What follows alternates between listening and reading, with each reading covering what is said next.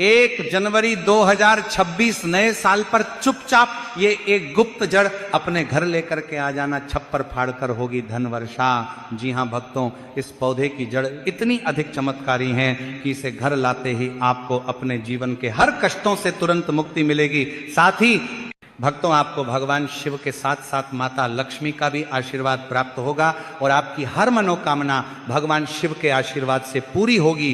पूरे साल आपके ऊपर धन की वर्षा, जीवन की हर अधूरी इच्छा होगी पूर्ण। जी हां भक्तों, जो भी व्यक्ति साल के पहले दिन सिर्फ इस पौधे की जड़ को अपने घर लेकर के आ जाता है, उस व्यक्ति का भाग्य 7वें आसमान पर होगा। करियर और कारोबार में मिलेगी उन्नति। आने वाले समय में उस व्यक्ति को कामयाब होने से कोई नहीं रोक पाएगा। तो भक्तों, आपकी जानकारी के लिए बता दे कि 1 जनवरी 2026 आने में बस कुछ ही दिन शेष रह चुके हैं और अगर आप साल के पहले दिन उस पौधे की जड़ को अपने घर लेकर के आ जाते हैं तो मात्र इतना ही करने से आपको साक्षात भगवान शिव की कृपा तो प्राप्त होगी ही और माता लक्ष्मी का आशीर्वाद भी पूरे साल भर आपके ऊपर बना रहेगा। भक्तों, हम ऐसा इसीलिए कह रहे हैं क्योंकि साल का पहला दिन गुरुवार के दिन पड़ेगा, जो कि भगवान विष्णु और माता लक्ष्मी को समर्पित होता है और इसी के साथ इसी दिन प्रदोष की तिथि भी आ रही, जो कि हमारे भोलेनाथ को समर्पित होती हैं। और भक्तों, साल के पहले दिन धन योग, महालक्ष्मी योग, ग्रह योग, नक्षत्र योग, अमृत सिद्धि योग और दान योग जैसे शुभ योगों का निर्माण हो रहा है।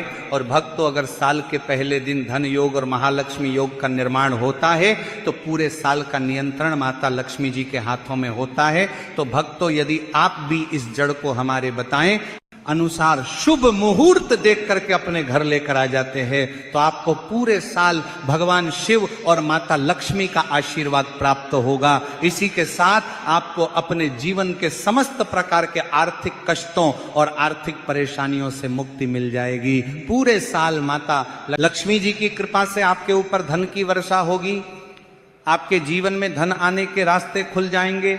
भक्तों, जिस जड़ को हम इस वीडियो में बताने वाले हैं उसमें स्वयं भगवान शिव का निवास माना जाता है। तो चलिए भक्तों, जान लेते हैं कि आखिर आपको ये जड़ नए साल पर किस समय और किस प्रकार से लेकर के आनी है, ताकि आपका जो सोया हुआ भाग्य है वह चमक सके और परिवार में जो भी रोग चल रहे हैं, शारीरिक पीड़ाएं हैं, आपकी जो मनोकामना है जो लंबे समय से परिपूर्ण नहीं हो पा रही है, आपके जीवन में दुख और परेशानियां बहुत ही अधिक बनी हुई है, तो भक्तों यह वीडियो आपके लिए बहुत ही चमत्कारिक होने वाला है और आपके भाग्य की रेखाएं इसके माध्यम से चमक जाएंगी। देखिए दोस्तों, यदि आपने पशुपति व्रत कर लिए हैं, आपने सभी प्रकार के उपाय कर लिए हैं, लेकिन आपको मनचाहा विवाह नहीं हो पा रहा है, पुत्र प्राप्ति नहीं हो पा रही है, साथ ही साथ आपके ऐसे कई प्रकार के कार्य जो अभी तक परिपूर्ण नहीं हो पाए हैं, तो ये सभी कार्य इस एक कार्य से परिपूर्ण होने वाले हैं। तो भक्तों, उस चमत्कारी जड़ के बारे में जानने से पहले सभी शिव भक्त कमेंट में श्री शिवाय नमस्तुभ्यम या फिर हर हर महादेव अवश्य लिखिए। आपकी जो समस्त इच्छा है, समस्त मनोकामना है, उसे हमारे महादेव साक्षात परिपूर्ण करने वाले हैं। और साथ ही चैनल पर नए हैं तो चैनल को सब्सक्राइब भी जरूर करें। तो भक्तों, देर ना करते हुए हम उस जड़ की बात कर लेते हैं, जैसे कि इस जड़ की सबसे अधिक महत्वता बताई गई है। देखिए, यदि इस जड़ को आप इस नए साल पर अपने घर लाकर अच्छी तरह से धोकर स्थापित करके और पूरे साल महादेव की पूजा के लिए काम में लेते हैं तो आपके जो भाग्य हैं वह चमक जाते हैं। इस पेड़ की जो जड़ है वह अमृत है, इस पेड़ की मिट्टी जो है वह अमृत है, इस पेड़ की जो छाया है, जो भी व्यक्ति इसमें कुछ क्षण बैठ जाता है तो ऐसा कहा जाता है कि भक्तों के सारे रोग, सारे दुख दूर हो जाते हैं। इस पेड़ की पत्ती को यदि शिवलिंग पर चढ़ाया जाता है तो भक्त की सभी कामनाएं सिद्ध हो जाती हैं। इस पेड़ की जितनी महत्वता बताई जाए उतनी कम है। इस पेड़ को, इस वृक्ष को नए साल पर जो भी पति पत्नी लगा देते हैं उनके घर पुत्र का जन्म होता है। यदि लंबे समय से संतान प्राप्ति बता नहीं हो पा रही है, संतान सुख नहीं मिल पा रहा है, तो ये सभी समस्याएं भी समाप्त होती हैं, क्योंकि ये जो पौधा है महादेव का स्वयं अंश माना गया है। ये पौधा कोई सामान्य नहीं है। यह पौधा एक चमत्कारिक पौधा है। जिस वृक्ष यानी कि जिस पौधे की हम बात कर रहे हैं वह है बेलपत्र का वृक्ष। भक्तों, नए साल की शुरुआत कुछ ही दिनों में होने वाली है और इस नए पर आपको बेलपत्र की वृक्ष की जड़ को किसी भी दिन अपने घर लेकर के आ जाना है। यानी कि आपको बेलपत्र का जो वृक्ष है इससे तोड़ करके लानी है और इसे आपको अपने घर लाके अच्छे से इसे साफ सुथरे पानी से धो लेना है। देखिए, ये जो बेलपत्र की जड़ आप लेकर के आएंगे तो इसे आपको शुभ तिथि में लेकर के आना है। तो भक्तों, बेलपत्र की जड़ को लेकर के आने से पहले आपको बेलपत्र की पत्तियों को तोड़ने और इस जड़ को लाने से जुड़े कुछ नियम भी जान लेना चाहिए। तो भक्तों, सबसे पहले तो बेलपत्र की जो जड़ है इसे आपको सोमवार के दिन बिल्कुल भी लेकर के नहीं आना है, क्योंकि सोमवार के दिन बेलपत्र की पत्तियां तोड़ना, बेलपत्र की छाल तोड़ना अच्छा नहीं माना जाता है।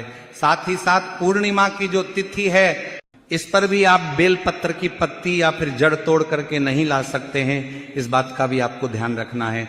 साथ ही साथ अमावस्या की जो तिथि है इसमें आप रात्रि के समय या फिर शाम के समय बेलपत्र की पत्ती या फिर जड़ तोड़ करके नहीं ला सकते हैं। इसके अलावा आप अन्य कोई भी दिन हो, चाहे वो मंगलवार का दिन हो, बुधवार का दिन हो, गुरुवार का दिन हो, शुक्रवार का दिन हो, शनिवार का दिन हो, रविवार का दिन हो, किसी भी प्रकार का दिन हो, उस दिन आप बेलपत्र की पत्ती और बेलपत्र की जड़ लेकर के आ सकते हैं। बस आपको सोमवार, मासिक, शिवरात्रि, प्रदोष, अमावस्या, पूर्णिमा इन तिथियों पर बेलपत्र की वृक्ष की पत्ती या फिर जड़ लेकर के नहीं आना चाहिए। तो देखिए, सबसे पहले तो आपको बेलपत्र की जड़ अपने घर लेकर के आ जानी है। अब भक्तों ध्यान दीजिए कि 1 जनवरी 2026 को है प्रदोष की तिथि, तो इस दिन ना तो हम बेलपत्र की पत्तियां तोड़ सकते हैं और नहीं हम बेलपत्र की जड़ को लेकर के अपने घर आ सकते हैं।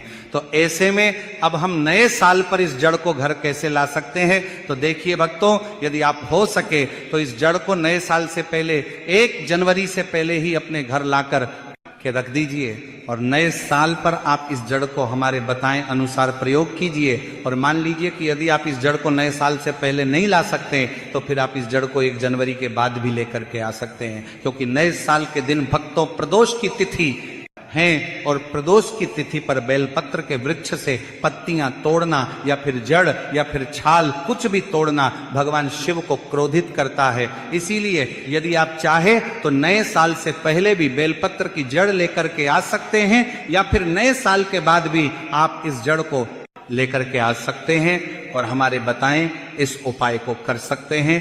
तो भक्तों, सबसे पहले तो आपको बेलपत्र के वृक्ष की जड़ को अपने घर लेकर के आना है और आपको इसे अच्छे से साफ सुथरा करके शिव मंत्रों का वंदन करना है।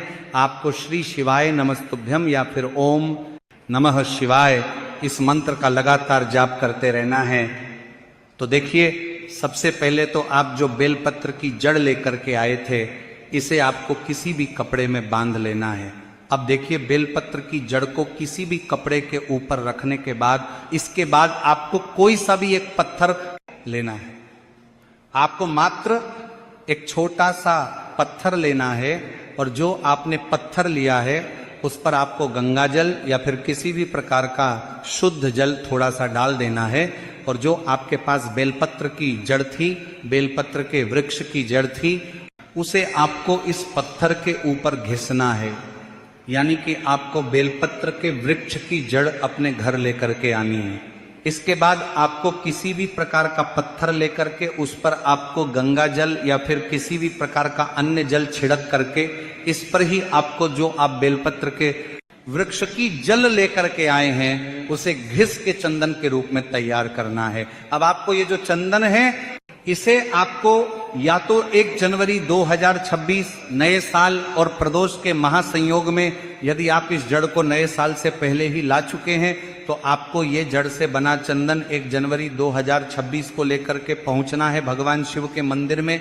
या फिर यदि आप ये जड़ 1 जनवरी से पहले नहीं ला सके तो आपको ये जड़ नए साल में किसी भी दिन लेकर के आना है और इस जड़ से चंदन तैयार करके इसे आपको भगवान शिव के प्रिय दिन सोमवार या फिर भगवान शिव जी की किसी भी प्रिय तिथि पर लेकर के पहुंच जाना है भगवान शिव के मंदिर में।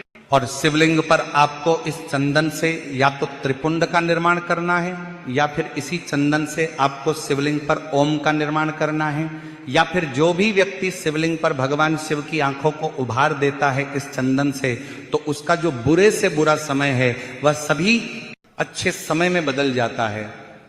कहा जाता है कि महादेव उसे दर्शन देते हैं, गले लगाते हैं और उसके मन की जो कामना है उसे सिद्ध कर देते हैं। तो आपको बेलपत्र की वृक्ष की जड़ लेकर के आनी है और इसका चंदन बना करके आपको भगवान शिव की शिवलिंग पर इसे लेपित करना है। तो इस प्रकार से आपको पहला उपाय करना है बेलपत्र के वृक्ष की जड़ के चंदन से। अब दूसरा कार्य आपको यह करना है कि आप सभी को विशेष तौर पर बेलपत्र वृक्ष की जो चंदन है, अगर उसे आप शिवलिंग पर चढ़ाते हैं नए साल पर या किसी भी सप्ताह के किसी भी विशेष दिन पर, और ये जो शिवलिंग पर चढ़ाया हुआ चंदन है इसे आप पुनः थोड़ी सी मात्रा में अपनी हथेली में लेकर के इसे